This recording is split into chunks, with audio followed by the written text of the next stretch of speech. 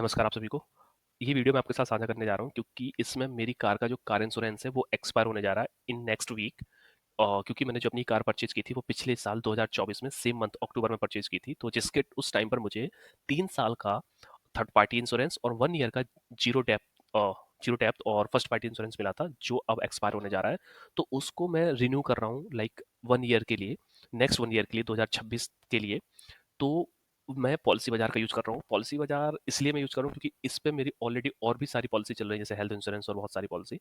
तो ये कोई पॉलिसी बाजार की तरफ से वीडियो नहीं है, ये मेरा पर्सनल एक्सपीरियंस है। मैं क्यों इसको यूज़ कर रहा हूँ, क्योंकि होता क्या है कि सपोज करो आपकी गाड़ी का कोई एक्सीडेंट हो गया और आपके पास टाइम नहीं है उसको फॉलो अप लेने का, या बहुत सारी चीज़ें होती हैं उन सब चीज़ों के लिए। तो पॉलिसी बाजार एज अ मीडिएटर आपके उन सारे कामों को, क्लेम को बात करने के लिए, और जो सर्वेयर आता है उन सारी चीज़ों को क्लेम सेटलमेंट के लिए, इन सारी चीज़ों के लिए मीडिएटर की तरह, बिचौलिए की तरह काम करता है पॉलिसी बाजार। इस पे इनका बहुत सारी कंपनीज के साथ टाई अप है। अगर आप देखोगे नीचे तो ये लिस्टेड कंपनीज हैं जो इनके पार्टनर्स हैं, ठीक है। आप इनके एक्सपर्ट से भी बात कर सकते हो और कॉल बैक का भी रिक्वेस्ट कर सकते हो।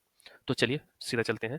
Car insurance, two wheeler insurance, family health insurance, बहुत सारी चीज़ें, ट्रेवल इंश्योरेंस, जो भी आप परचेज करना चाहें कभी भी आप टाइम लीजिए और इसको एक्सप्लोर कीजिए। मैं चलता हूँ सीधा कार इंश्योरेंस पे। मैंने कार इंश्योरेंस पर क्लिक किया। सबसे पहले मुझे अपनी कार का नंबर डालना होगा, तो मेरे कार का नंबर ऑटो पॉपुलेटेड यहाँ पे आ रहा है। आप जस्ट अपनी कार का नंबर एंटर कीजिए और व्यू प्राइसेस पे क्लिक करेंगे। It we found one car. इस नंबर से इसने मेरी एक कार फाइंड की है जिसका नाम है मारुति बलिनो पेट्रोल 2024, ठीक है। यहाँ पे नंबर और नेम ऑटो पॉपुलेटेड आ गया मेरा, और व्यू प्राइसेस नीचे लिखा गेट अपडेट्स ऑन व्हाट्सएप। अगर आप इसको ऑन रखोगे तो जो भी कम्युनिकेशन होंगे, एक्स्ट्रा कुछ वाउचर जो भी होगा वो आपको आएगा। अगर आपको लगता है अननेसेसरी आ रहा है तो आप इसको ऑफ भी कर सकते हो। यहाँ लिखा, do you make a claim in existing policy. अगर आपने अपनी वर्तमान जो पॉलिसी चल रही है उस पर कोई क्लेम लिया है तो यस कीजिए, नहीं लिया तो नो करिए, नॉट श्योर तो नॉट श्योर।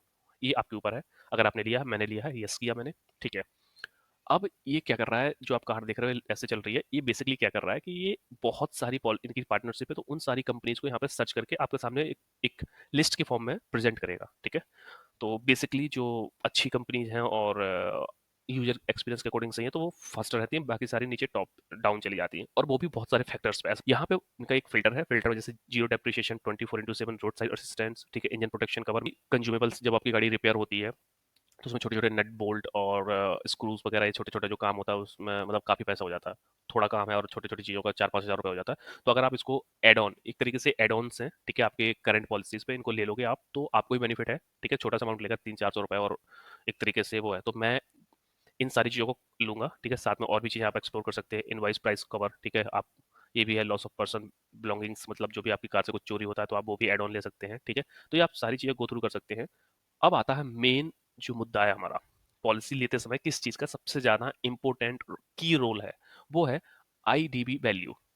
जो लिखा है ना यहाँ पे, आईडीबी कवर, इंश्योर्ड वैल्यू, ठीक है। ये आपको बताता है कि आपकी कार का, आज मेरी कार को 1 साल पूरे होने जा रहे हैं, तो मेरी कार का करंट प्राइस क्या है अकॉर्डिंग टू इंडियन जो नॉर्म्स हैं इसके लिए, उसकी फॉर्मूले के अकॉर्डिंग। तो आप देखोगे कि आप नॉर्मल सर्च करोगे ना कि आईडीबी कैलकुलेटर, तो आपको कहीं भी मिल जाएंगे। मैंने ऐसे खोल रखा है। तो आईडीबी का जो फुल फॉर्म होता है वो होता है इंश्योर्ड डिक्लेयर्ड वैल्यू, कि इंश्योरेंस कंपनी आपकी कार का 1 साल कंप्लीट होने वाला है और 6 महीने से ज़्यादा हो चुके हैं तो उसकी वैल्यू क्या लगाएगा। तो इसका आप नीचे देखो, एक सिंपल सा फॉर्मूला है। जब भी आप अपनी कार को, नई कार परचेज करने जाते हो, तो आपने सपोज करो 10 लाख की कार परचेज की, और ये बेसिकली लगता है आपकी एक्स शोरूम प्राइस पर। तो आपकी 10 लाख की ऑन रोड कोई कार है और उसका एक्स शोरूम प्राइस सपोज करो 9.5 लाख रुपए है। तो जैसे ही कार आप अपने शोरूम से बाहर निकालोगे, मीन्स लेने जा रहे हो तो शोरूम से बाहर तो आएगी, तो उसी टाइम पे शोरूम के अंदर मोस्टली पर्सन तभी कार बाहर ले जाते हैं जब तक उसका इंश्योरेंस नहीं हो, तो भाई शोरूम वाले भी डिलीवरी नहीं देते हैं, ठीक है। तो जैसे इंश्योरेंस कर देगी कंपनी, तो आपके एक्स शोरूम प्राइस का -5% उसी टाइम कम कर देती है भाई, कि 9.5 लाख की कार है एक्स शोरूम प्राइस, उसमें से 5% माइनस कर देगी। तब आपकी आईडीबी वैल्यू, जो भी अमाउंट आएगा वो आपकी आईडीबी वैल्यू होगी, ठीक है। अब मेरे केस में मैं 6 मंथ प्लस हूँ और 1 ईयर कंप्लीट करने जा रहा हूँ, तो मेरी कार का जो आईडीबी वैल्यू होगी वो 15% ऑफ एक्स शोरूम होगी। जो भी एक्स शोरूम होगा उसमें से -15% कर लो। तो मैं क्या करूंगा, मेरी कार का जो एक्स शोरूम प्राइस है वो है 9,37,348 रुपए, ठीक है।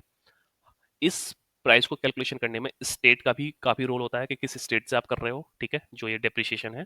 साथ ही साथ आपकी गाड़ी किस आरटीओ से बिलोंग करती है, ठीक है। तो मैं क्या करूंगा, एक्सोरूम प्राइस पे -5% इक्वल टू 8,90,480 रुपए, देन -10%, ठीक है। तो ये आया 8,01,432 रुपए, 8,01,432.54 रुपीज, ठीक है। तो मैं क्या करूंगा भाई, इस अमाउंट पे, इस अमाउंट को मैं कॉपी कर लेता हूँ, ठीक है। अब मैं चलता हूँ अपने पॉलिसी बाजार के पेज पे।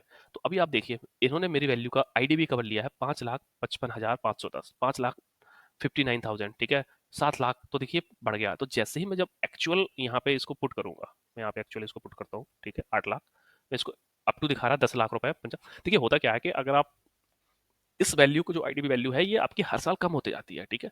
तो अगर सपोज करो कंपनी आपकी गाड़ी का जो सर्वेयर आया और उसने आपकी एक्सीडेंट वाली गाड़ी का जो अमाउंट निकाला, अगर उसमें रिपेयर कॉस्ट मेनली 65 या 70% से अबव जाती है, तो इन केसेस में क्या होता है, इंश्योरेंस कंपनी आपको बोलती है कि भाई आप पूरी गाड़ी का जो अमाउंट है वो ले लो, इसको रिपेयर मत कराओ या इसको वर्कशॉप मत भेजो, क्योंकि ये इस कंडीशन में नहीं है।